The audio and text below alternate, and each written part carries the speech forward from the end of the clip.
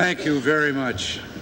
Mr. Speaker, Mr. President, distinguished members of Congress, honored guests, and fellow citizens.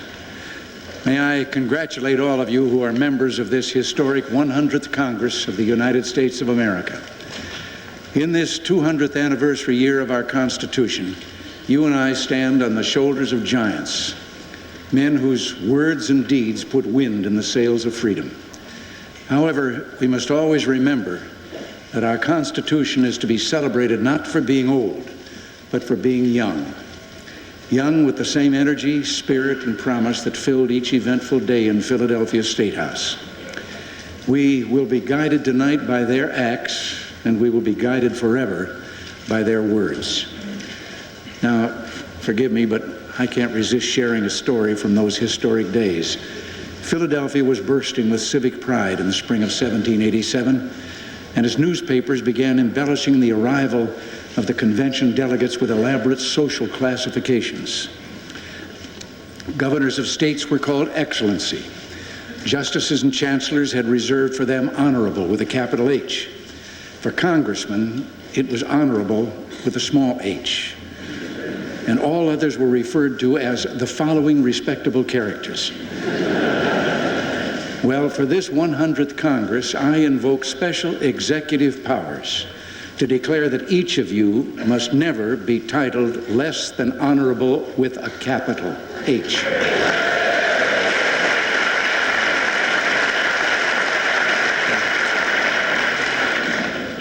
Incidentally, I'm delighted you are celebrating the 100th birthday of the Congress. It's always a pleasure to congratulate someone with more birthdays than I've had. Now, there's a new face at this place of honor tonight, and please join me in warm congratulations to the Speaker of the House, Jim Wright.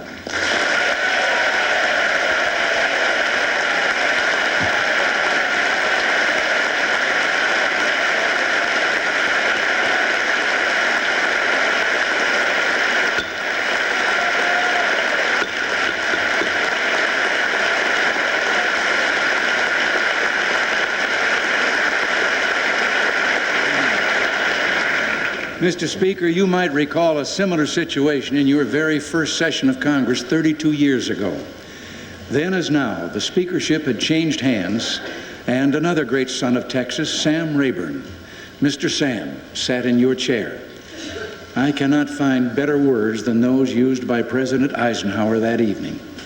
He said, "We shall have much to do together. I am sure that we will get it done, and that we shall do it in harmony and goodwill."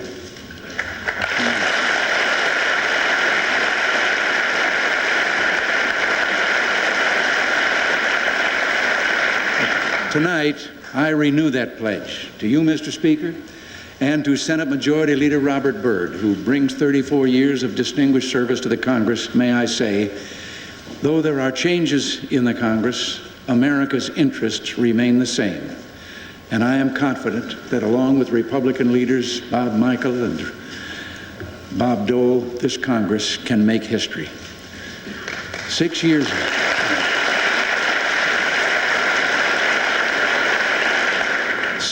ago, I was here to ask the Congress to join me in America's new beginning. Well, the results are something of which we can all be proud. Our inflation rate is now the lowest in a quarter of a century. The prime interest rate has fallen from the 21.5% the month before we took office to 7.5% today, and those rates have triggered the most housing starts in 8 years. The unemployment rate, still too high, is the lowest in nearly 7 years, and our people have created nearly 13 million new jobs. Over 61% of everyone over the age of 16, male and female, is employed, the highest percentage on record. Let's roll up our sleeves and go to work and put America's economic engine at full throttle.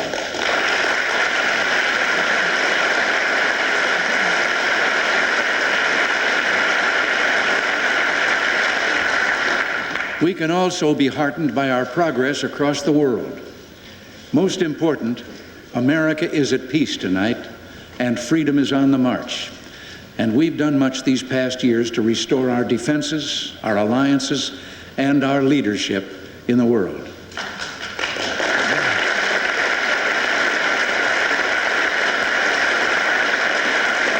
Our sons and daughters in the services once again wear their uniforms with pride. But though we've made much progress, I have one major regret. I took a risk with regard to our action in Iran. It did not work, and for that I assume full responsibility. The goals were worthy. I do not believe it was wrong to try to establish contacts with a country of strategic importance or to try to save lives. And certainly it was not wrong to try to secure freedom for our citizens held in barbaric captivity.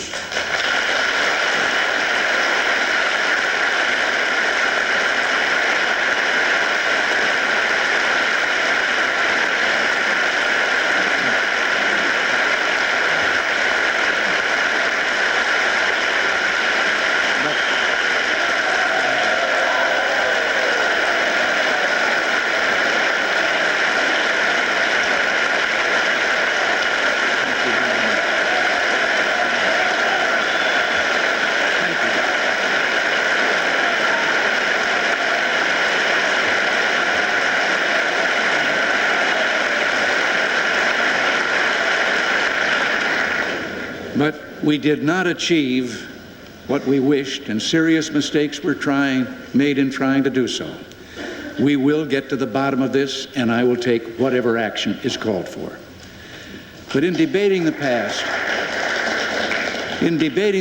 we must not deny ourselves the successes of the future. Let it never be said of this generation of Americans that we became so obsessed with failure that we refused to take risks that could further the cause of peace and freedom in the world.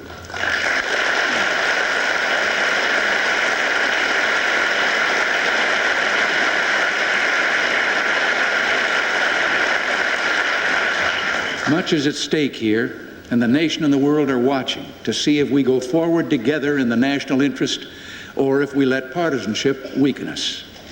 And let there be no mistake about American policy.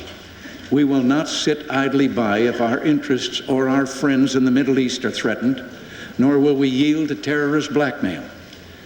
And now, ladies and gentlemen of the Congress, why don't we get to work?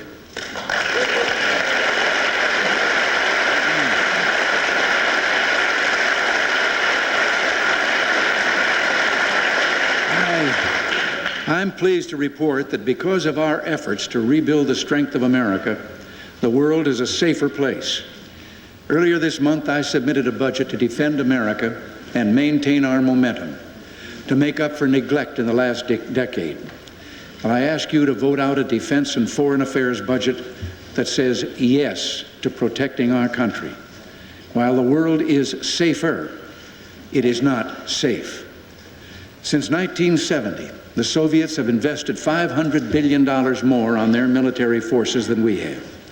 Even today, though nearly 1 in 3 Soviet families is without running hot water, and the average family spends 2 hours a day shopping for the basic necessities of life, their government still found the resources to transfer $75 billion in weapons to client states in the past 5 years. Clients like Syria, Vietnam, Cuba, Libya, Angola, Ethiopia, Afghanistan, and Nicaragua. With 120,000 Soviet combat and military personnel and 15,000 military advisors in Asia, Africa, and Latin America, can anyone still doubt their single-minded determination to expand their power? Despite this, the Congress cut my request for critical U.S. security assistance to free nations by 21% this year, and cut defense requests by $85 billion in the last 3 years. These assistance programs serve our national interests as well as mutual interests. And when the programs are devastated, American interests are harmed. My friends, it's my duty as president to say to you again tonight that there is no surer way to lose freedom than to lose our resolve.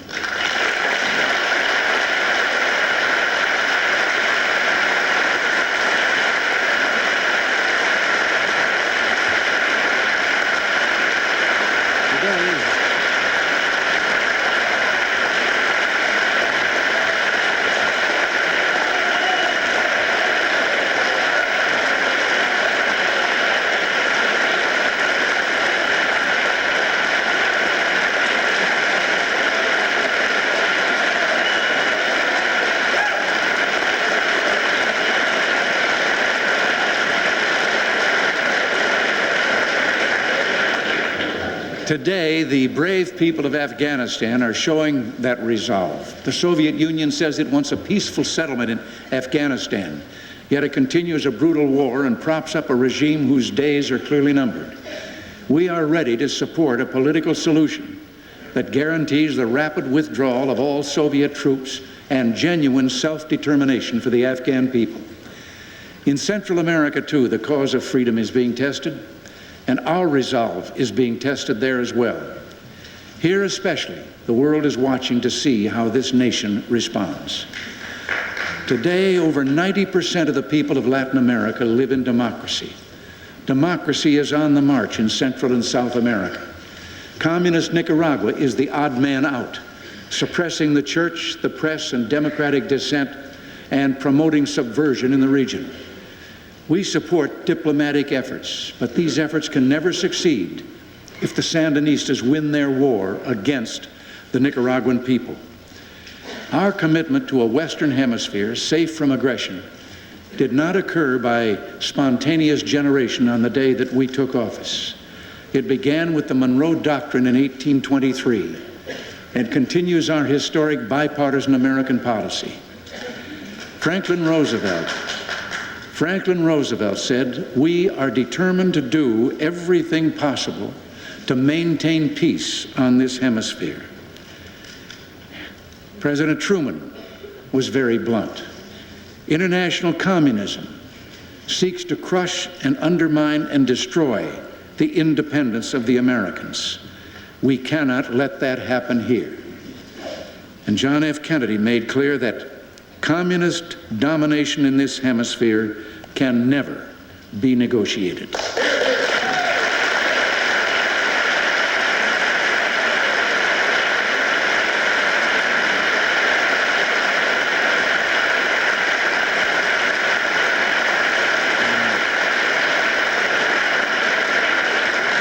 Some in this Congress may choose to depart from this historic commitment, but I will not.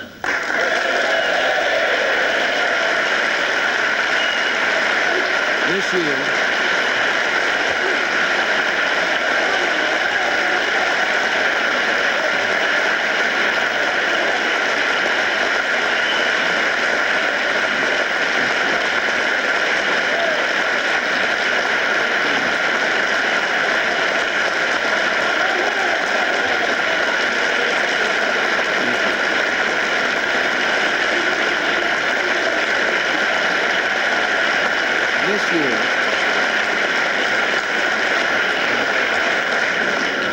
This year, we celebrate the second century of our Constitution. The Sandinistas just signed theirs 2 weeks ago and then suspended it. We won't know how my words tonight will be reported there for one simple reason. There is no free press in Nicaragua. Nicaraguan freedom fighters have never asked us to wage their battle, but I will fight any effort to shut off their lifeblood and consign them to death, defeat, or a life without freedom. There must be no Soviet beachhead in Central America.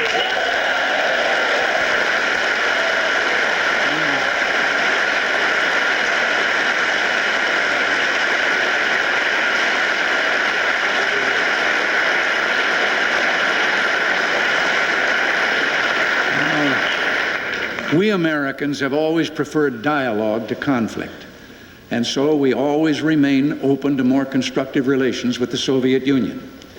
But more responsible Soviet conduct around the world is a key element of the U.S.-Soviet agenda. Progress is also required on the other items of our agenda as well. Real respect for human rights and more open contacts between our societies and, of course, arms reduction. In Iceland last October, we had one moment of opportunity that the Soviets dashed because they sought to cripple our Strategic Defense Initiative, SDI. I wouldn't let them do it then. I won't let them do it now or in the future.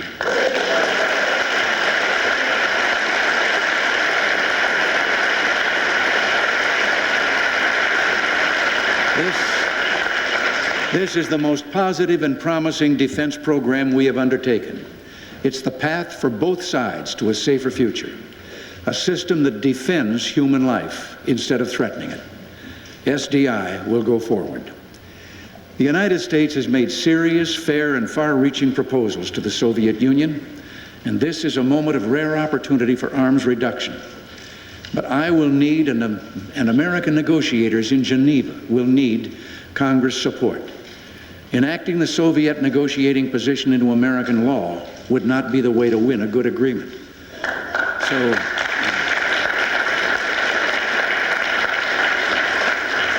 I must tell you in this Congress, I will veto any effort that undercuts our national security and our negotiating leverage.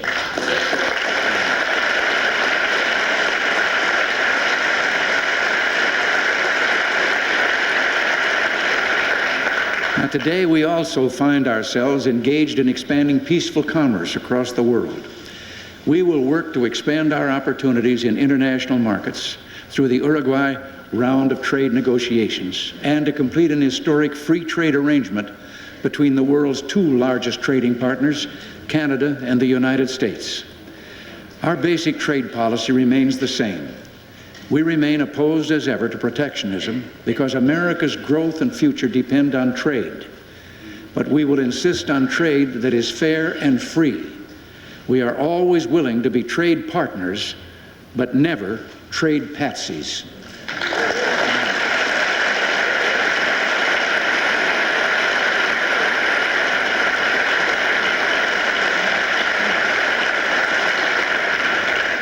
Now, from foreign borders, let us return to our own, because America in the world is only as strong as America at home. This 100th Congress has high responsibilities. I begin with a gentle reminder that many of these are simply the incomplete obligations of the past. The American people deserve to be impatient because we do not yet have the public house in order. We've had great success in restoring our economic integrity, and we've rescued our nation from the worst economic mess since the Depression. But there's more to do. For starters, the federal deficit is outrageous.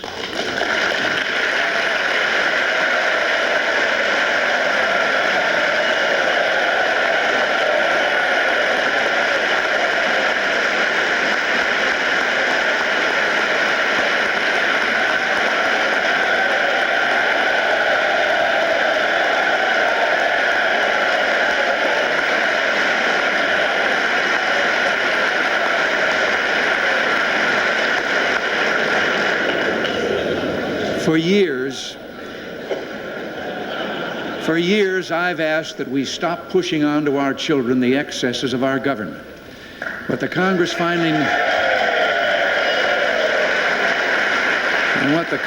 finally needs to do is pass a constitutional amendment that mandates a balanced budget.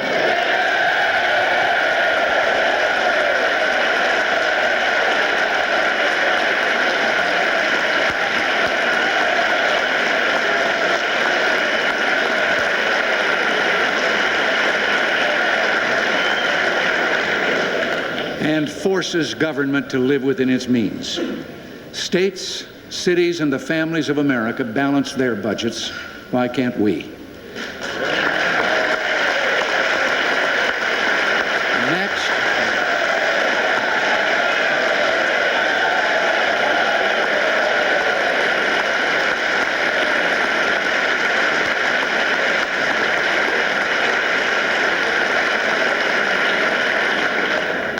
Next, the budget process is a sorry spectacle.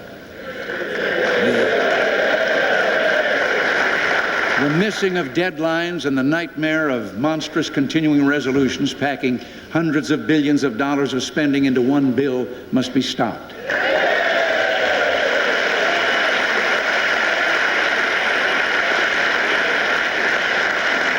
And we ask the Congress once again, give us the same tool that 43 governors have, a line item veto so we can carve out the boondoggles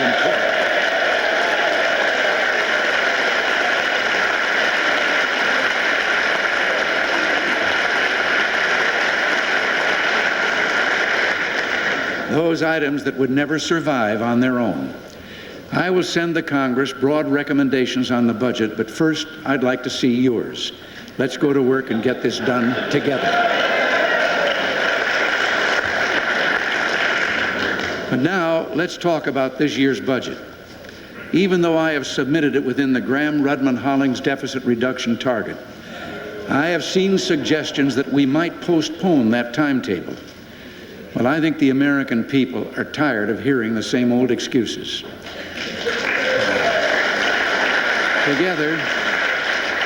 Together, we made a commitment to balance the budget. Now, let's keep it.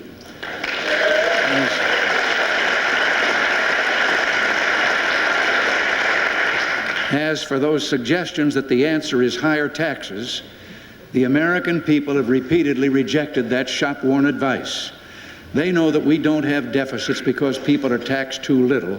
We have deficits because big government spends too much.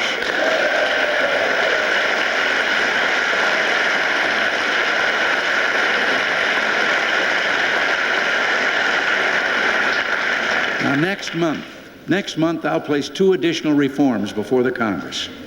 We've created a welfare monster that is a shocking indictment of our sense of priorities. Our national welfare system consists of some 59 major programs and over 6,000 pages of federal laws and regulations on which more than $132 billion was spent in 1985. I will propose a new national welfare strategy, a program of welfare reform through state-sponsored, community-based demonstration projects. This is the time to reform this outmoded social dinosaur and finally break the poverty trap. Now, we will never abandon those who, through no fault of their own, must have our help. But let us work to see how many can be freed from the dependency of welfare and made self-supporting, which the great majority of welfare recipients want more than anything else.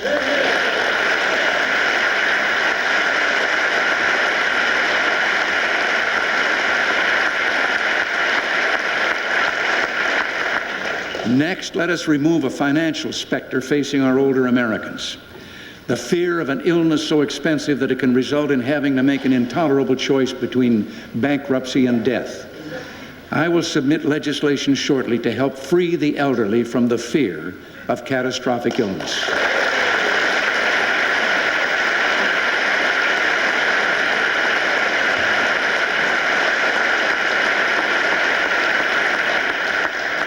Now let's turn to the future.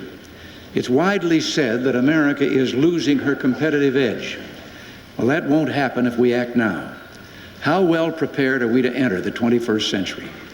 In my lifetime, America set the standard for the world. It is now time to determine that we should enter the next century having achieved a level of excellence unsurpassed in history.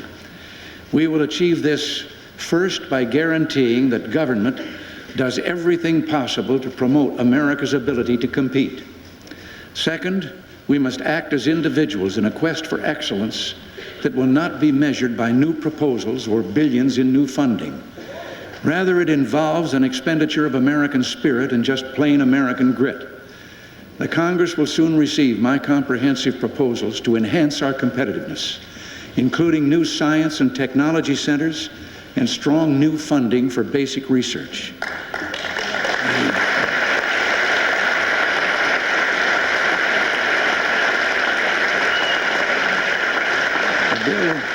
The bill will include legal and regulatory reforms and weapons to fight unfair trade practices. Competitiveness also means giving our farmers a shot at participating fairly and fully in a changing world market. Preparing for the future must begin, as always, with our children. We need to set for them new and more rigorous goals. We must demand more of ourselves and our children by raising literacy levels dramatically by the year 2000. Our children should master the basic concepts of math and science. And let's insist that students not leave high school until they have studied and understood the basic documents of our national heritage.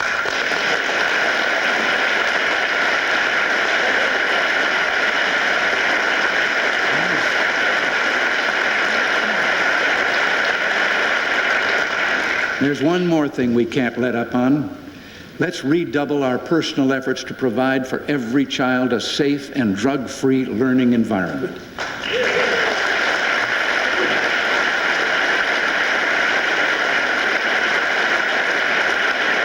If our crusade against drugs succeeds with our children, we will defeat that scourge all over the country. Finally, let's stop suppressing the spiritual core of our national being. Our nation could not have been conceived without divine help. Why is it that we can build a nation with our prayers, but we can't use a schoolroom for voluntary prayer?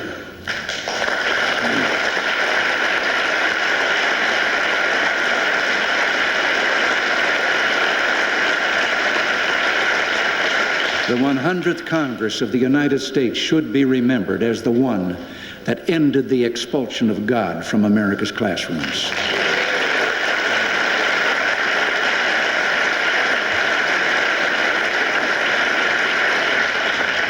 The quest for excellence into the 21st century begins in the schoolroom, but must go next to the workplace. More than 20 million new jobs will be created before the new century unfolds. And by then, our economy should be able to provide a job for everyone who wants to work. We must also enable our workers to adapt to the rapidly changing nature of the workplace. And I will propose substantial new federal commitments keyed to retraining and job mobility.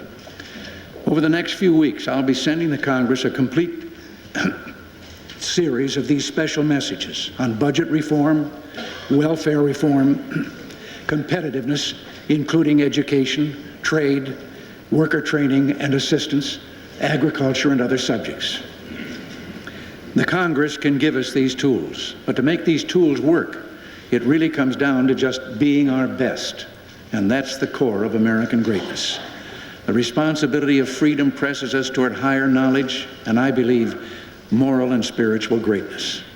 Through lower taxes and smaller government, government has its ways of freeing people's spirits, but only we, each of us, can let the spirits soar against our own individual standards. Excellence is what makes freedom ring, and isn't that what we do best? We're entering our third century now, but it's wrong to judge our nation by its years. The calendar can't measure America because we were meant to be an endless experiment in freedom with no limit to our reaches, no boundaries to what we can do, no end point to our hopes. The United States Constitution is the impassioned and inspired vehicle by which we travel through history.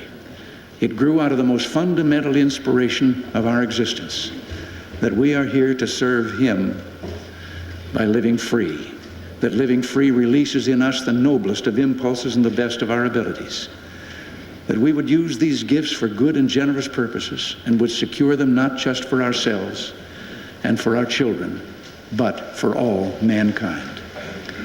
Over the years,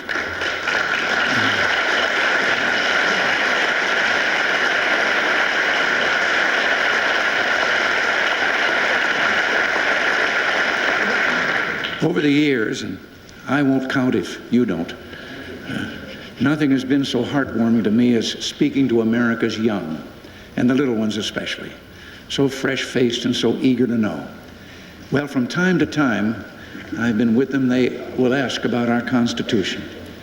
And I hope you members of Congress will not deem this a breach of protocol if you will permit me to share these thoughts again with the young people who might be listening or watching this evening.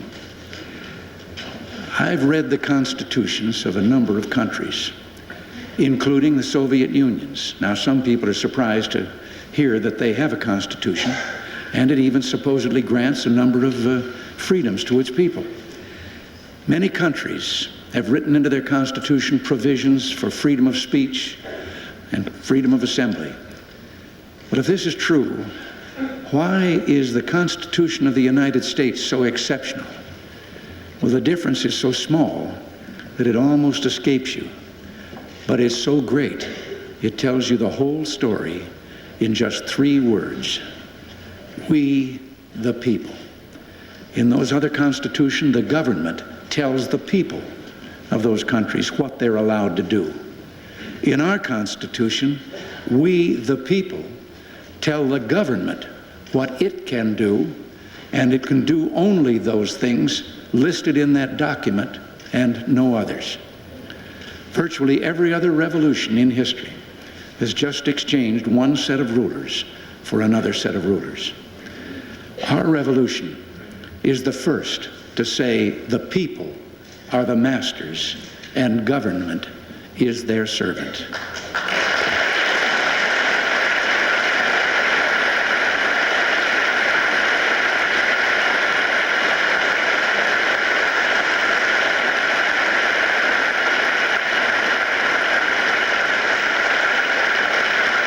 And you young people out there, don't ever forget that. Someday you could be in this room, but wherever you are, America is depending on you to reach your highest and be your best, because here in America, we the people are in charge. Just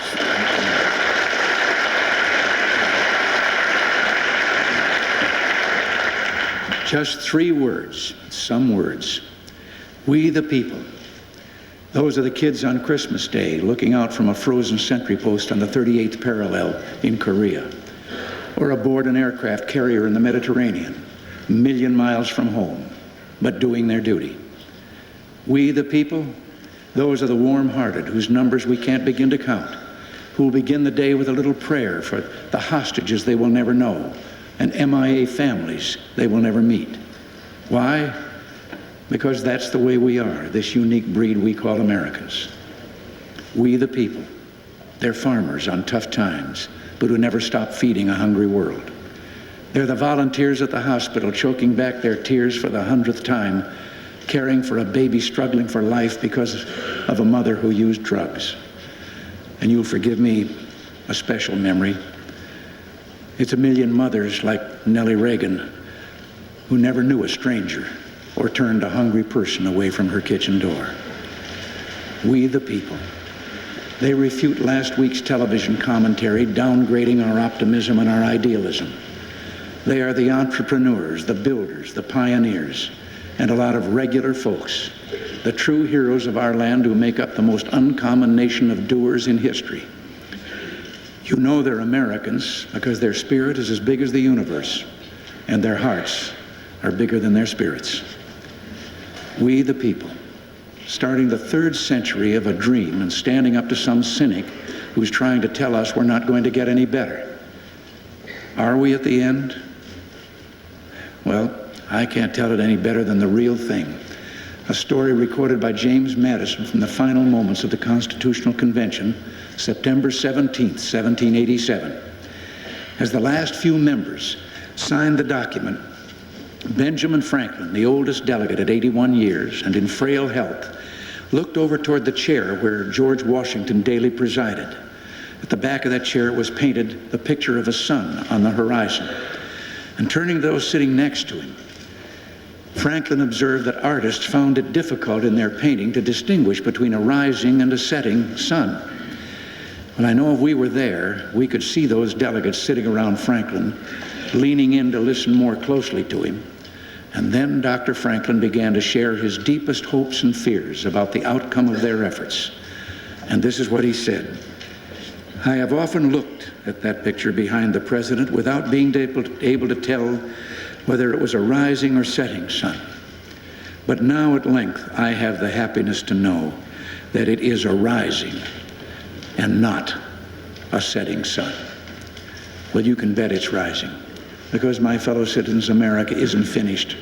Her best days have just begun. Thank you, God bless you, and God bless America.